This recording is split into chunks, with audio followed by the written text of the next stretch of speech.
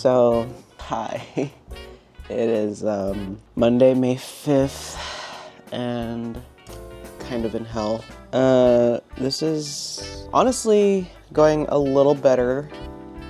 A lot better than I had anticipated. This going for my first semi-big, whatever, wood project. I have to say, I'm having a lot of fun with it. It is a little stressful, and I think I'd have more fun with it if I wasn't on such a tight deadline, because I had mentioned in my last vlog that this is for a market that I'm selling at in 2 days. And I still have to paint all the details. That's the stripe details. And I still have to cast it in resin. This was essentially going to be, the original plan was for this to kind of be like a table, like a little like art piece side table, coffee table thing. And I was going to include some like coasters that were like semi-themed to match like little slabs of like steak. But during the process of me like cutting the wood, it had dawned on me that like, oh, this wood's not like super thick. Not that like a little art piece coffee table thing has to be thick, but like it wasn't giving me enough confidence that like someone wouldn't accidentally maybe like put too much weight on it and it would like potentially snap at the tail or something. So I changed gears a little bit, and so I changed gears, and now I'm working on this as a wall mount, just a display piece. I think that suits it a lot more for the current type of wood that it's on. Like legitimately, like it's so like, I wouldn't say like super fucking light, but it's very light. I'm trying to be careful, but like, yeah. I don't know if you can tell from that, but it's... If it was gonna be a table, I'd like it to be a little thicker. So, speaking of, I also bought some hardware for it to more easily mount on the... Bruh. I was literally scared of that happening. I was like, maybe I shouldn't put my coffee there. So, I think I'll be able to do it. I'll probably just be making it by the skin of my fucking teeth. I'm making pretty good progress with what I do have. Could it be better? Yes. But it could be a lot worse. It could be way worse. So yeah, that's just a small update, and I'll check back in with you guys when it's a little more finished.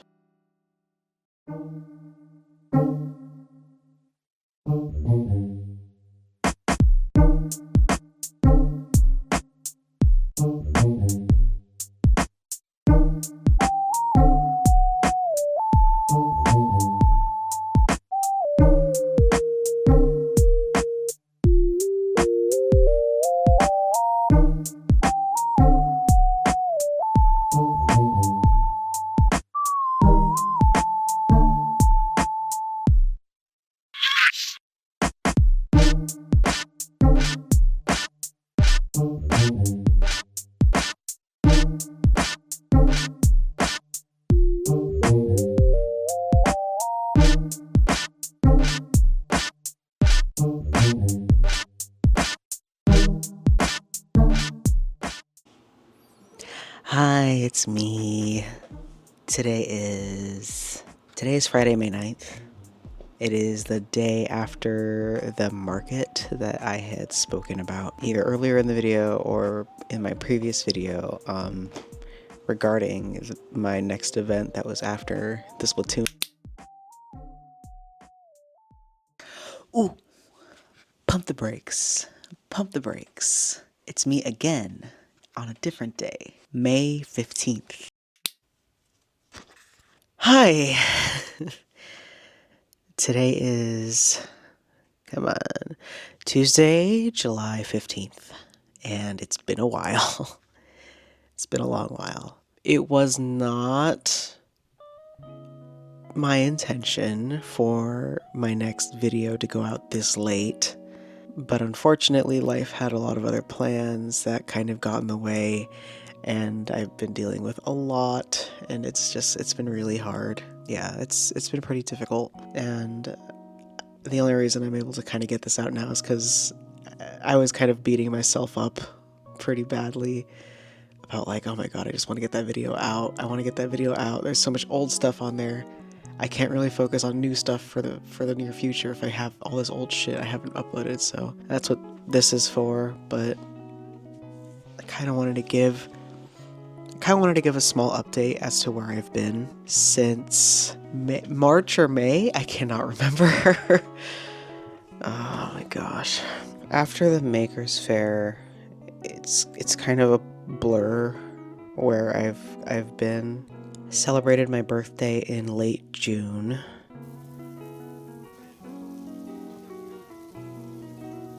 So after the Makers Faire, a lot of my attention and priorities kind of shifted to trying to think of ways I could upgrade my equipment or upgrade. I was trying to think of ways to be more efficient with the process of making those tiger rug pieces.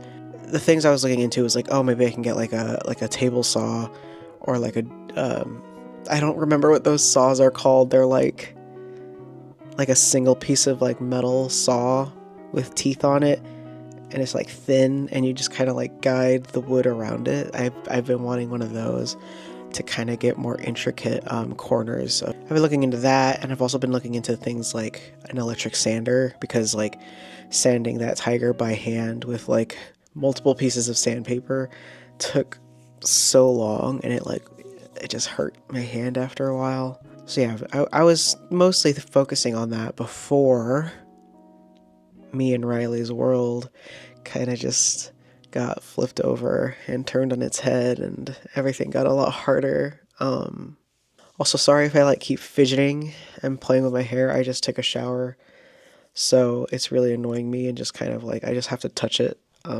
And also I'm just anxious, I guess. Around mid-April, we had noticed a lump growing in the side of Pickle's face, in her jaw. I was hoping that it was just a dental issue, because she's had problems with her teeth in the past. She's had quite a few of them surgically taken out, and before I took ownership of her, and in the first few years of my ownership of her, she was primarily fed a hard food diet. I continued that diet until, I decided like this is not going to be sustainable for her going forward. Anyway, her teeth were in bad shape. That's what I mean to say. I don't know why I'm getting into that. So that's what I was hoping it was. We took her to a vet, and it turns out she has cancer. I mean, she's 17 years old, 16, 17. So, according to the vet and most people we talk to, like cats are just like gonna get cancer when they're old. They're just really prone to it in their older age. So it's an accomplishment in and of itself that we were able to care for her for this long. And currently, as I'm filming this, she's still with us. But yeah, it was really hard there for a good handful of weeks. I would say like the first month it was really hard. Mostly because, not even like a handful of months ago, she looks perfectly normal. She looks like just an old cat who had a little bit of trouble grooming herself. Really full of energy. Nothing wrong with her face. And then it's crazy. It just took like a huge nosedive, and the cancer just spread like that. It was like so fast. She's at an age where doing any kind of treatment for the cancer itself would be too much of a toll on her body, and she's at an age where she's going to be slowing down anyway.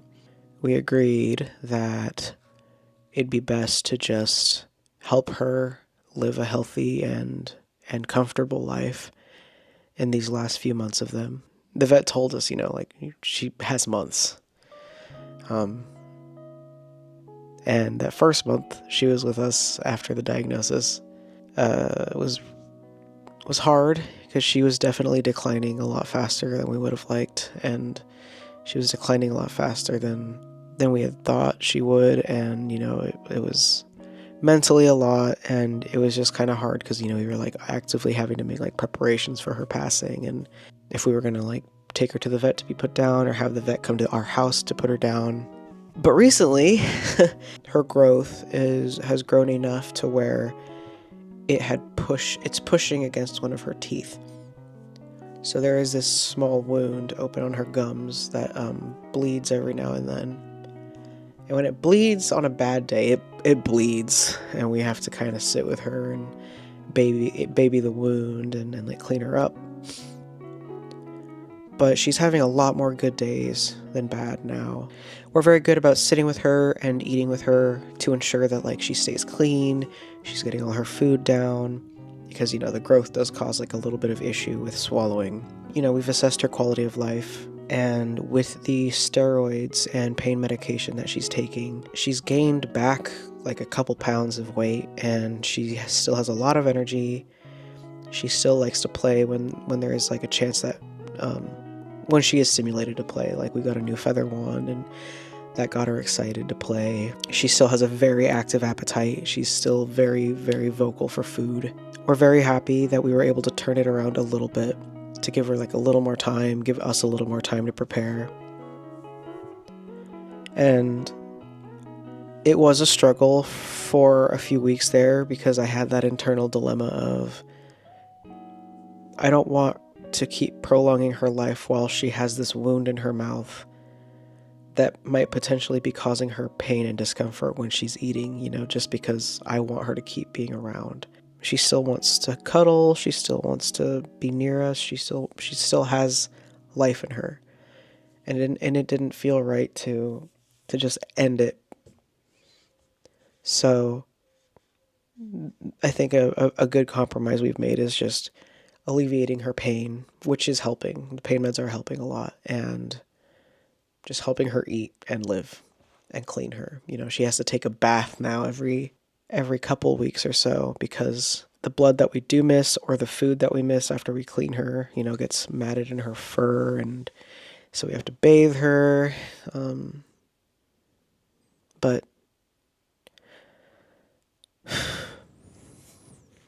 I'm just happy that she's here. I'm trying not to cry. The other thing that we were having a lot of issue with was Horchata, because Horchata really loves her, and we can absolutely tell that he's having a shift in personality from her being sick. Aside from, you know, the natural instinct of cats, like separating themselves from the sick one in the colony to, you know, prevent spread of disease or anything like that, to keep their survival rate up. He's been avoiding her, like he's stopped trying to play with her, but he's definitely been changing. His behavior is completely different than what it used to be. My cat is going to be leaving us soon. We're potentially bringing in a new family member, and I'm having to work extra hours at work and take on more commission work that I've been doing a lot more slowly because of everything going on. So I hate that. I don't hate taking on extra commission work. I just hate having to be so slow about it. Like, I despise having like a really big queue that I just can't like stay on top of. But yeah, I'm so sorry for yapping so long in this video. It's just a lot's happened. I felt like I needed to like catch people up if they cared. And even if you don't, like, that's fine. That's fine if you don't. I just figured some explanation and context would probably be worth it. I don't know. Again, I'm sorry if I seem so detached. It's just been a lot, and I'm really hoping that things calm down soon. I think I'm going to end it here, and hopefully the next video will actually be of substance with more stuff in it. Yeah, thank you guys so much again for watching. Again, I really appreciate it if you've decided to subscribe and stick around and watch my videos. I'm trying really hard to make more of a push to YouTube with my art stuff because I feel like it's better as a visual medium. But yeah, thank you guys so much. I really, really appreciate it. And yeah. I hope you guys have a good day or a good night. And if you didn't, I hope one finds its way to you tomorrow. Bye.